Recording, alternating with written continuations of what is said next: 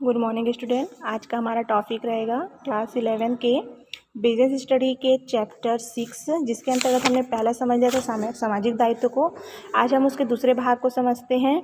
हमारे चैप्टर का नाम है व्यवसाय का सामाजिक दायित्व एवं व्यावसायिक नीति शास्त्र, जिसे कहा जाता है संहिता भी कहा जाता है। तो हमारा टॉपिक रहेगा आज का विभिन्न हितबद्ध वर्गों के प्रति सामाजिक उत्तरदायित्व क्या क्या है। तो चलिए अब स्टार्ट करते हैं हम कि ये हमारा सामाजिक उत्तरदायित्व विभिन्न हित वर्गों के प्रति क्या क्या है, उसका आज हम क्या करने वाले हैं, अध्ययन करने वाले हैं। हमारा टॉपिक रहेगा social responsibility toward different interest groups, I mean विभिन्न हित वर्गों के प्रति हमारा सामाजिक उत्तरदायित्व। तो देखिए, व्यवसाय एक क्या है, सामाजिक संस्था है।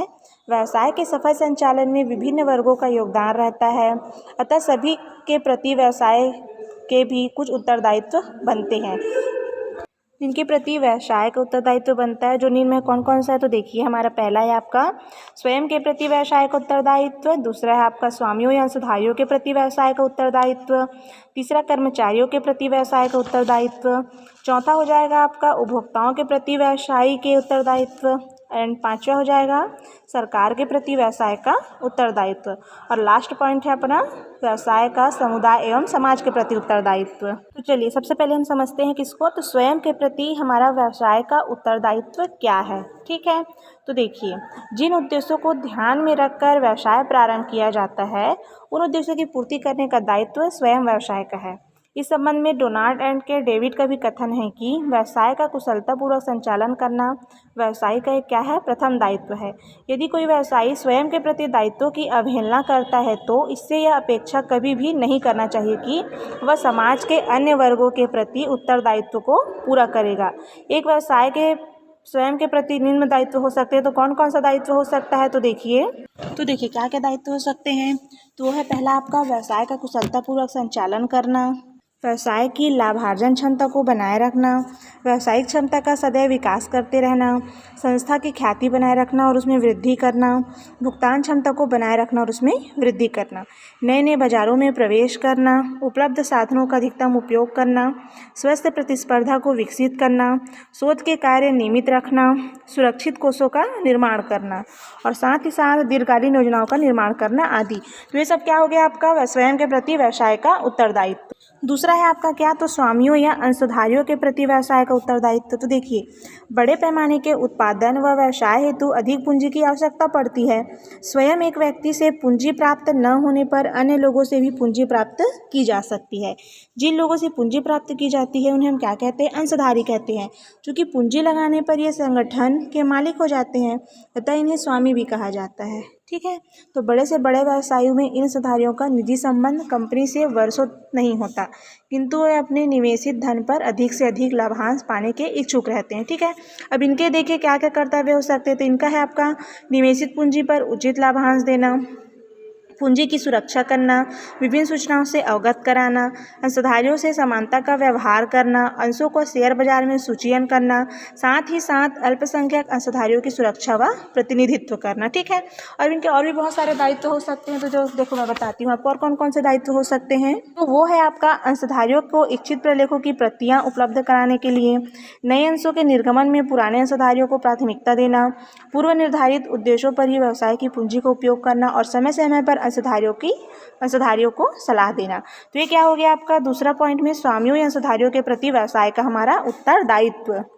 तीसरा पॉइंट है आपका कर्मचारियों के प्रति व्यवसाय का उत्तरदायित्व। देखिए, कर्मचारियों के प्रति व्यवसाय का उत्तरदायित्व क्या हो सकता है, तो व्यावसायिक संस्था छोटे हो या बड़े सभी में कुछ न कुछ कर्मचारी कार्य करते ही करते हैं, आप सभी को मालूम है ना, तथा ये व्यवसाय के कार्यों में अपना सहयोग भी प्रदान करते हैं। तो इन कर्मचारियों के साथ सदैव सहयोग एवं मानवीय व्यवहार अपनाया जाना चाहिए ताकि वे पूर्णतः संतुष्ट रहे व पूर्ण क्षमता से व्यवसाय के कार्यों में सहयोग दे सके। और असंतुष्ट कर्मचारी व्यवसाय के लिए बाधक तथा उस कीड़े की भांति होते हैं जो धीरे धीरे पूरी लकड़ी को क्या करते हैं, खा जाते हैं, एक दीमक की भांति कार्य करते हैं। ठीक है, जिसके लिए प्रोफेसर वालपोल ने भी अपने शब्दों में कहा है कि एक कर्मचारी होने के नाते उद्योग में वह संयुक्त भागीदार है, जिसमें उसका रुपया तो नहीं वरन जीवन अवश्य लगा रहता है। ठीक है, लगा होता है। तो किसी व्यवसाय में कर्मचारियों के महत्व को स्वीकार करते हुए general food corporation of USA के पूर्व अध्यक्ष श्री फ्रांसिस ने कहा है कि आप एक व्यक्ति का समय खरीद सकते हैं, उसकी शारीरिक उपस्थिति खरीद सकते हैं, निश्चित मात्रा में उसकी स्नायु खरीद सकते हैं, लेकिन व्यक्ति का उत्साह, उसकी स्वाभिभक्ति, उसकी आत्मा, निष्ठा तथा भावना नहीं खरीद सकते। ठीक है, इस प्रकार कर्मचारी किसी संस्था के धरोहर होते हैं, अतः कर्मचारियों व श्रमिकों के प्रति व्यवसाय के निम्न दायित्व होने चाहिए। अब उनके कौन कौन से दायित्व होने चाहिए, तो देखिए आइए समझते हैं हम। तो कार्य के अनुसार उचित पारिश्रमिक प्रदान करना, सेवा से स्थायित्व प्रदान करना, सामाजिक सुरक्षा एवं श्रम कल्याण के कार्य करना, प्रेरणात्मक मजदूरी प्रणाली अपनाना और लाभभागिता या सहभागिता प्रणाली लागू करना। ठीक है, साथ ही साथ इसमें बोला जा रहा है कि कार्य के दौरान दुर्घटना की क्षतिपूर्ति भी करना, पदोन्नति के समान अवसर प्रदान करना। ठीक है, और सेवानिवृत्त वृद्धावस्था में कल्याणकारी सहयोग देना, कर्मचारी प्रशिक्षण, शिक्षा व अन्य कार्यों का भी विस्तार करना। ठीक है, तो देखिए विवादों का भी मानवीय हल निकालना। अब इसके अंतर्गत अन्य में भी शामिल किया गया है, तो वो है आपका निष्पक्ष भर्ती चयन प्रक्रिया अपनाना, सुझाव हेतु प्रोत्साहित करना, अच्छे कार्य की प्रशंसा करना, आदर्श आचार संहिता का निर्माण करना, मधुर औद्योगिक संबंध निर्मित करना। तो ये सब किसका हो गया, आपका तीसरा सामाजिक उत्तरदायित्व के अंतर्गत आपका हो गया कर्मचारी के प्रति व्यवसाय का उत्तरदायित्व क्या क्या होना चाहिए। और चौथा पॉइंट है आपका इसमें उपभोक्ताओं के प्रति व्यावसायिक उत्तरदायित्व। तो उपभोक्ताओं के प्रति उत्तरदायित्व देखिए, तो समाज में रहने वाला प्रत्येक व्यक्ति क्या होता है, ग्राहक होता है। उत्पादक, कर्मचारी, व्यवसायी, थोक विक्रेता सभी ग्राहक या उपभोक्ता होते हैं। तो व्यवसाय की संपूर्ण क्रियाएं मात्र ग्राहक के लिए की जाती है। वर्तमान में व्यवसाय उपभोक्ता प्रधान हो गया है। ग्राहक बाजार का क्या होता है, राजा होता है। जिस प्रकार जंगल का राजा शेर होता है, उसी प्रकार से बाजार का राजा कौन होते हैं, ग्राहक। ठीक है, तो ग्राहक की संतुष्टि ही व्यवसाय की सफलता है, जिसके लिए पीटर एंड ड्रकर ने भी कहा है कि ग्राहक व्यवसाय की नींव या बुनियादी होता है और वहीं से कायम रखता है। ग्राहक सदैव सही होता है यदि उनके महत्वपूर्ण बातें होती हैं।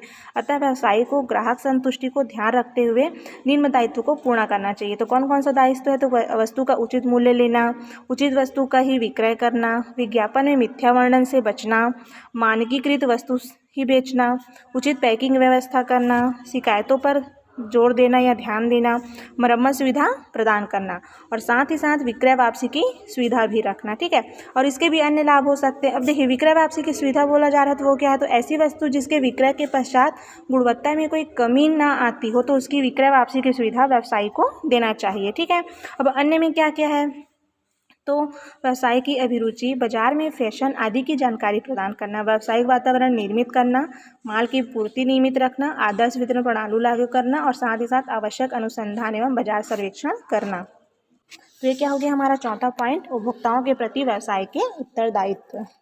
पांचवा पॉइंट है आपका सरकार के प्रति व्यवसाय का उत्तरदायित्व। तो देखिए प्रत्येक राष्ट्रीय सरकार कल्याणकारी राज्य की स्थापना करने का प्रयास करती है। राष्ट्रीय एवं सामाजिक हितों को ध्यान में रखते हुए सरकार को आवश्यक कदम उठाने पड़ते हैं तथा आवश्यकता पड़ने पर कार्यों में हस्तक्षेप भी कर सकती है। तो जन कल्याणकारी के लिए सरकार ने विभिन्न कानून भी बनाए हैं। अतः व्यवसाय का उत्तरदायित्व है कि वह सरकार के कार्यों और नीतियों में क्या करे, सहयोग करे। इस संबंध में व्यवसायी के क्या कार्य होना चाहिए, उनके क्या दायित्व होना चाहिए, तो सरकारी करों का भुगतान करना, कानूनों का पालन करना, राजनीतिक संबंधों का दुरुपयोग नहीं करना चाहिए, भ्रष्टाचार को न बढ़ाना।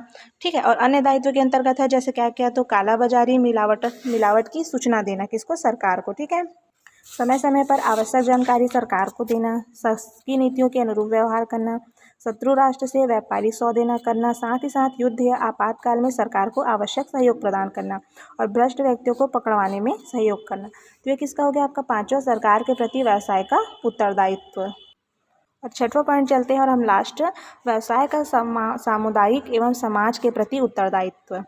तो ये देखिए समाज एक विस्तृत शब्द है, इसका आकार स्थानीय न होकर राज्य, राष्ट्र व अंतर्राष्ट्रीय स्तर पर हो गया है। समाज राष्ट्र में भी सभी वर्ग सम्मिलित है, जिसका वर्णन पूर्व में किया गया है। अब स्थानीय समाज की बात न करते हुए संपूर्ण विश्व के समाज की बात करें तो क्या होगा, हमारे लिए बेहतर होगा। तो देखिए समाज में व्यवसायी भी क्या है, शामिल है। अतः व्यवसायी का अपने समाज तथा समुदाय के प्रति दायित्व होना चाहिए। तो वो कौन से दायित्व हैं, तो देखिए स्थानीय व्यक्तियों को रोजगार प्रदान करना, पर्यावरण को दूषित ना करना, असहाय एवं विकलांगों की मदद करना। और अन्य के अंतर्गत इसमें क्या क्या शामिल किया गया है, तो वो है आपका स्वस्थ प्रतिस्पर्धा को बनाए रखना, समुदाय या समाज विरोधी किसी कार्य को न करना, समाज कल्याण कार्य जैसे आपका चिकित्सालय, विद्यालय, पुस्तकालय आदि में सहयोग करना। ऐसे कार्यों से व्यवसाय की ख्याति क्या होती है, बढ़ती है, और समाज की प्रगति व उच्च जीवन स्तर के लिए आवश्यक कार्य भी करना। ठीक है, देखिए मैंने आपको 6 पॉइंट बताया था, इसमें एक और पॉइंट हम जोड़ते हैं, वो लास्ट है आपका 7वां व्यवसाय। ठीक है, तो देखिए 7वां पॉइंट हम जोड़ते हैं क्या, तो व्यवसाय का आपूर्तिकर्ताओं के प्रति उत्तरदायित्व। तो आपूर्तिकर्ताओं के प्रति उत्तरदायित्व क्या क्या हो सकता है, तो देखिए व्यवसाय प्रबंधकों को आपूर्तिकर्ताओं के साथ न्यायपूर्ण व्यवहार करना चाहिए। क्योंकि माल की कीमत, उसकी गुणवत्ता, सुपुर्दगी तथा भुगतान के संबंध में उचित निबंधन की शर्तें की जानी चाहिए। उचित व्यवहार के अभाव में आपूर्तिकर्ता व्यवसाय को माल उधार भी नहीं देंगे। संक्षेप में प्रबंध को आपूर्तिकर्ताओं के साथ अच्छा संबंध बनाना चाहिए।